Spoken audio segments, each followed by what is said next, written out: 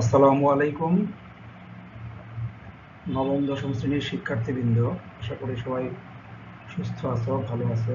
তোমাদের জন্য আমি আজ সায়েন্স কেয়ার বাই কাজী চ্যানেলের পক্ষ থেকে মাধ্যমিক পদার্থবিজ্ঞান অধ্যায় ৩ বল অধ্যায় থেকে যশোর বোর্ড 2024-এর একটি সৃজনশীলের সমাধান নিয়ে হাজির হয়েছি। আশা করি এতে তোমাদের উপকার হবে। সৃজনশীল প্রশ্নটি আমরা যদি একটু দেখে নেই প্রথমে, যে কি আসলে জানতে চেয়েছিল। সমভরের দুটি গাড়ি পরস্পর থেকে 200 মিটার দূর থেকে 15 মিটার পার সেকেন্ড ও 20 মিটার পার সেকেন্ড বেগে অগ্রসর হয়ে একটি নির্দিষ্ট সময় পরে গাড়ি দুটির মধ্যে সংঘর্ষ হলো। তো প্রথম যেটা জানতে চেয়েছে সেটা হচ্ছে যে কত সময় পর তাদের মধ্যে সংঘর্ষ হলো। আর ঘ নং প্রশ্নে যেটা জানতে চেয়েছে, সংঘর্ষের পূর্বে ও পরে গাড়ি দুটির মোট শক্তির কোনো পরিবর্তন হবে কিনা গাণিতিকভাবে ব্যাখ্যা দিতে বলেছে। এই প্রশ্নটির বিশেষত্ব যেটা, সেটা হচ্ছে গাড়ি দুটির কিন্তু কোনো ভর দেয়া নেই, বলেছে সমভরের। তো এখানে সংঘর্ষের একটি থিওরি কাজে লাগবে। তো আমরা সেটা আলোচনা করব যে কিভাবে এই প্রশ্নের সমস্যার সমাধান করব। এমনকি দেখো, এই প্রশ্নটিতে বলেও নি যে সংঘর্ষের পরে তারা কি বিচ্ছিন্ন হয়ে যাবে নাকি একসাথে মিলিত হয়ে চলবে, এরকমও কিন্তু কিছু বলা হয়নি। চলো আমরা প্রশ্নটির সমাধান করি। তো আমরা একটু চিত্রের মাধ্যমে বোঝার চেষ্টা করি আসলে উদ্দীপকটিতে কি বলা হয়েছিল। দুটি গাড়ি সমভরের, মানে একই রকম গাড়ি ধরে নিয়েছি আমরা, 200 মিটার দূরে আছে। তো তারা কি করবে, এরকম সংঘর্ষে লিপ্ত হবে। তো সংঘর্ষে যদি লিপ্ত হতে হয় তাহলে অবশ্যই দুজনকে মিলে মোট 200 মিটার দূরত্ব অতিক্রম করতে হবে অবশ্যই। তার মানে প্রথম গাড়িটি যদি S1 মিটার আসে আর দ্বিতীয় গাড়িটি যদি S2 মিটার আসে, তাহলে এই S1 এবং S2 মিলে কিন্তু 200 মিটার হতে হবে, তাহলেই সংঘর্ষ হবে এবং একই সময় লাগবে দুজনের জন্য। দুজনে একই সময় ব্যাপী এসে সংঘর্ষে লিপ্ত হবে।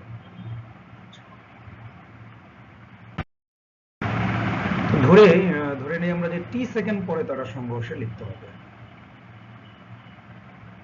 তাহলে প্রথম গাড়ির ক্ষেত্রে এখানে কেন সমবেগের সমীকরণটা হলো, আমরা দেখতে পেয়েছি যে শুরু থেকেই সে 15 মিটার পার সেকেন্ড বেগেই চলছিল, তার কোনো ত্বরণ দেওয়া ছিল না, এমনকি স্থির অবস্থাও বলা ছিল না। তাহলে এক্ষেত্রে সমবেগের সূত্র আমরা জানি, সমবেগের সূত্র S = VT।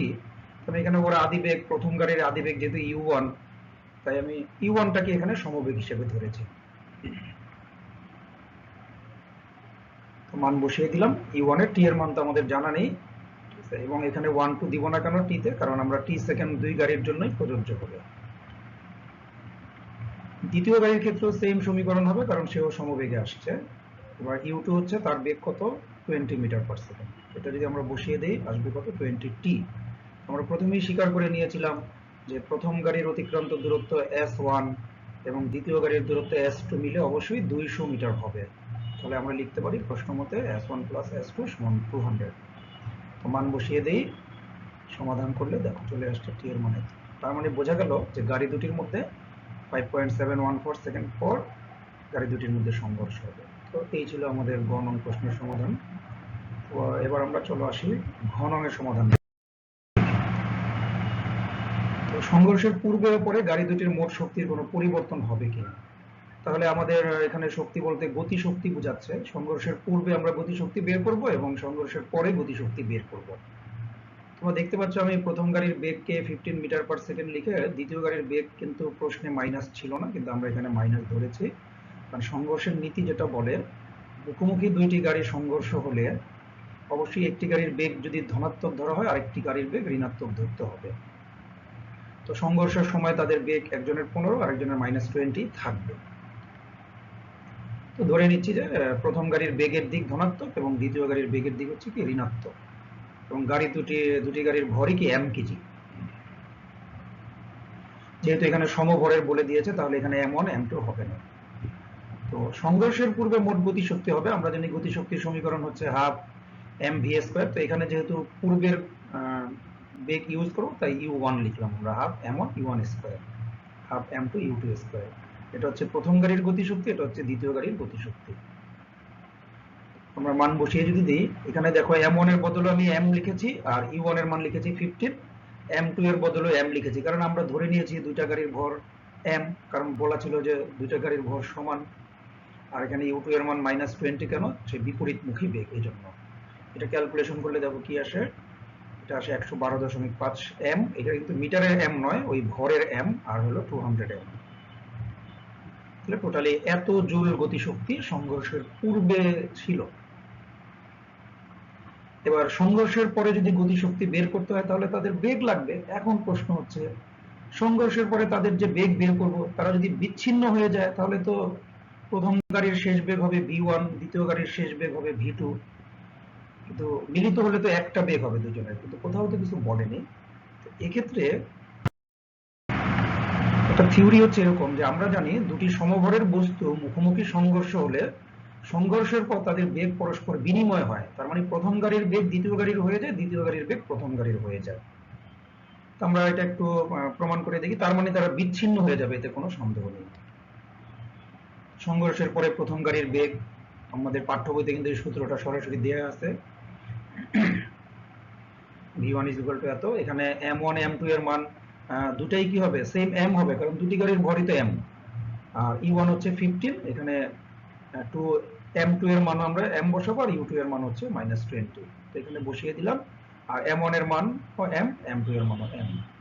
তো বুঝতেই পারছো যে 15 এর অংশটা 0 হয়ে যাবে, কারণ m - m করলে 0 হয়ে যায় ক্যালকুলেশনে।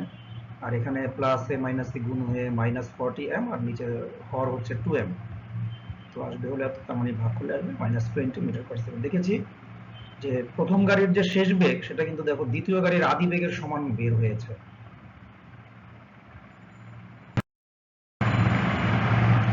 এবার দ্বিতীয় গাড়ির বেগটা বের করে দেখি আমরা সংঘর্ষের পর।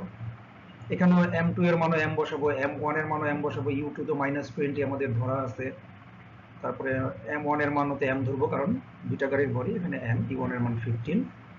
এখানেও প্রথম অংশটা কিন্তু শূন্য হয়ে যাবে, কারণ m - m বিয়োগ করলে 0 হয়ে যায়, তাহলে এখানে থেকে 30m, তাহলে 15m আসবে আমাদের উত্তর। তার মানে কি প্রমাণিত হলো, যে সংঘর্ষের পর যদি সমভরের দুটি গাড়ি মুখোমুখি সংঘর্ষ হয় তাহলে তাদের বেগ কিন্তু পরস্পর বিনিময় হয়ে যাচ্ছে। দেখো দ্বিতীয় গাড়ির বেগ কত এসেছে, প্রথম গাড়ির বেগের সমপরিমাণ এসেছে। এক্ষেত্রে তুমি যদি ওই তত্ত্বটা লিখে, যে আমরা জানি সমভরের দুটি গাড়ি মুখোমুখি সংঘর্ষ হলে তাদের বেগ পরস্পর বিনিময় হয়, লিখে যদি তুমি সমাধান না করেও বেগ দুটো লিখে দিতে, তাহলেও কিন্তু হয়ে যেত। আমরা সংঘর্ষের পর মোট গতিশক্তি বের করি। যেহেতু সংঘর্ষের পরে বেগ v1 আর v2 হয়েছে, তাহলে half m1 v1 square, half m2 v2 square. এটা হচ্ছে প্রথম গাড়ির গতিশক্তি, এটা হচ্ছে দ্বিতীয় গাড়ির গতিশক্তি। আমরা মান বসিয়ে দিলাম, v1 এর মান পেয়েছিলাম -20, আর m1 এর মান তো m, m2 এর মানও m, আর v2 এর মান হচ্ছে 15 হোল স্কয়ার।